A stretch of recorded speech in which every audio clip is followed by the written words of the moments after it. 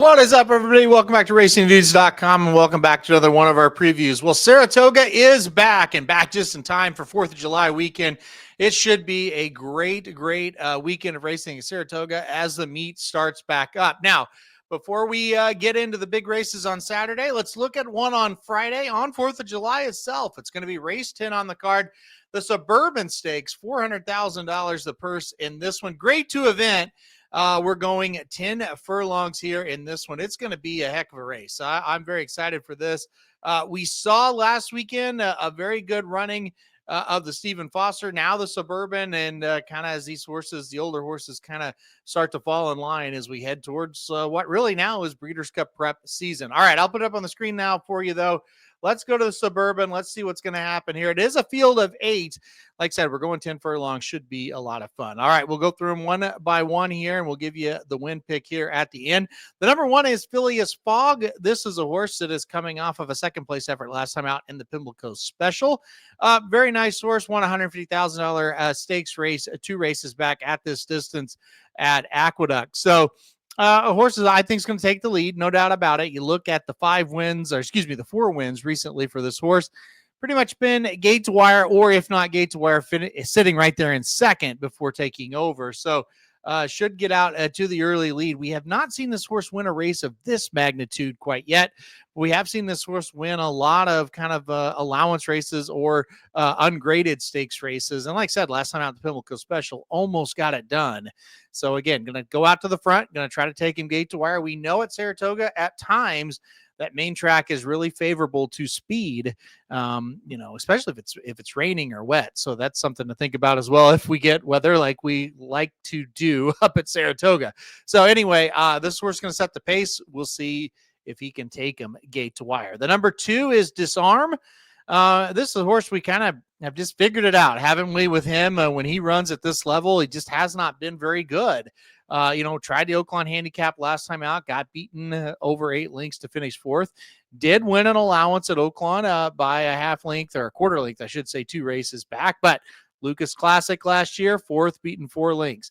Jockey Club, 3rd, beaten 6 3/4. Whitney, 4th, beaten 6 3/4. Stephen Foster, 6th, beaten 7 1/4. So you just kind of look at it and go, hey, then an allowance race, he was able to win. So just hasn't been able to kind of get the job done in some of these bigger races. And that's kind of what you look at again. He's a horse that falls kind of too far back in these bigger races and just not be able to make it up late. And it's kind of just been his MO. He's been in a lot of tough ones, right? 4th in the Derby, 3rd in the Lexington, 2nd in the Louisiana Derby. That was his 3-year-old season. 4th in the Jim Dandy, 2nd in the Travers. He's around, but he just hasn't been able to get the job done. I do think stretching back out to the 1.25 miles here will help. But again, it just kind of looks like when he's in races of this magnitude, probably hitting the board is his ceiling, and that's kind of how I look at him once again today in this spot. The number 3 is San Siro. This is a horse that has tried graded stakes company in the last 3 races. It hasn't gone well. 4th in the New Orleans, 2nd in the Ben Ali, and then 4th in the Pimlico Special last time out. He's kind of another one when he runs an allowance company. He's pretty tough. He has a couple allowance wins, but graded stakes company in the last 3 races hasn't been good. I don't see that changing too much today.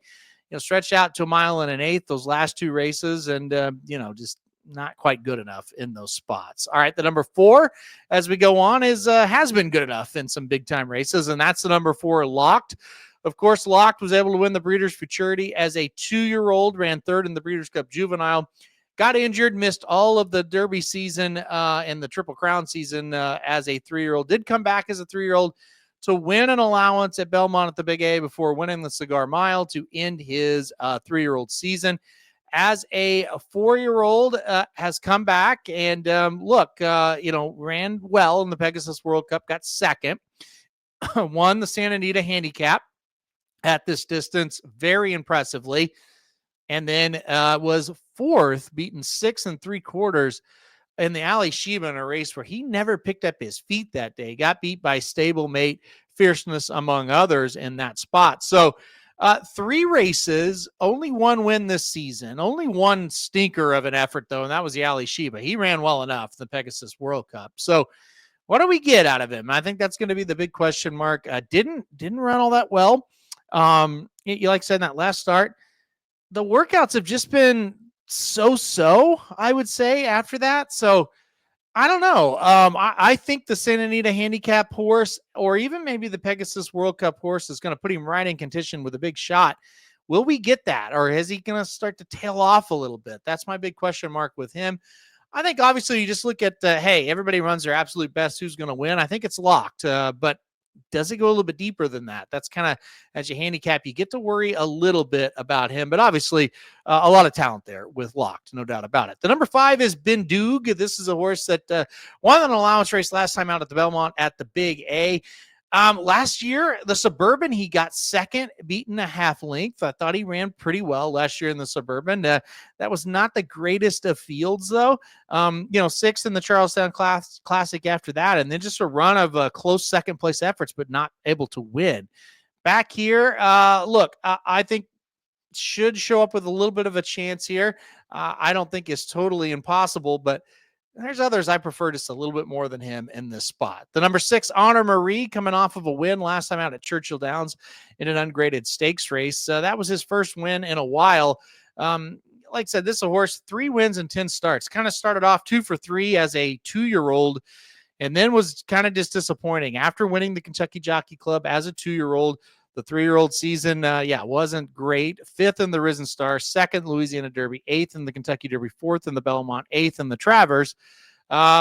Big time races. That's the good news. Not really close to winning any of them. That's kind of the bad news. It didn't go well in the American Pharoah, an ungraded stakes race to start the season. But then, like I said, did win an ungraded stakes race just by a very narrow margin last time racing at Churchill. Now we haven't seen the horse for a couple of months. Shows up here. It's kind of a wait and see for me now that we step up in class. Let's see if he can do it. Not a lot of interest in this one either for me, for Honor Marie. The number 7 is Antiquarian. I thought this horse has come back to look very good as a 4-year-old so far. Won an allowance at Gulfstream Park. Went to the Blame last time out and looked like a winner, turning for home, and then bolted. And ended up going from look like going to pass the front runner as he stalked in second to 3 lengths back, and maybe he's going to finish last. But then he got back on track after bolting at the top of the stretch, re-rallied, was making up ground on Mystic Dam, but just lost too much ground bolting like that. So, look, I think this horse has a lot of ability. I really do. And I think this horse will run here and run pretty well. I think 10 furlongs is going to be fine for this horse as well. It's just, I don't know why he did that. He's never really bolted before. So hopefully he just kind of runs straight this time when turning for home. And I think he's going to have a big chance if he does so. So I think he's got a big season in store for him, but got to kind of forget about whatever happened in that last race, and hopefully that doesn't happen again. And then finally, the number 8 is Awesome Aaron, a horse that obviously is named after me, of course, right? Look, this horse really wasn't all that good. I'll just be blunt about it. Did win a 40K claimer back in September of last year, got claimed by Norm Cassie.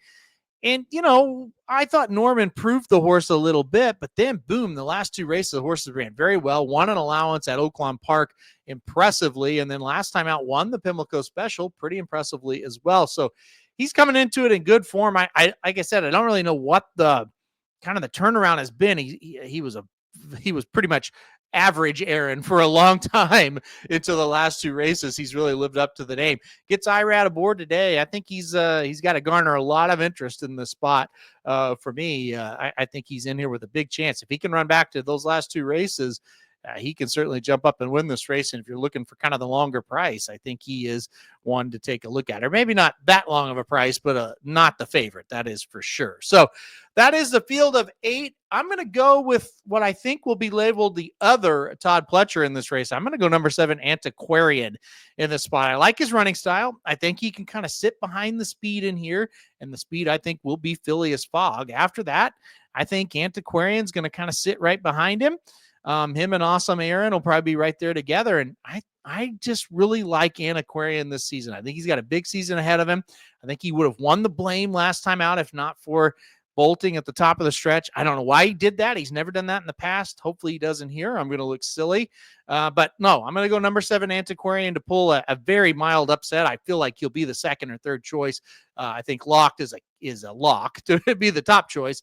I'm going to play against him. I'm going to go the number 7 Antiquarian on the win end in this one. So number 7 Antiquarian for me to win the Suburban Stakes this season. All right, guys, that'll do it for this preview. Hit that like button if you like it. Subscribe. You really like it. Want to get alerted anytime we do videos like this. And most importantly, good luck if you're betting Saratoga on Friday.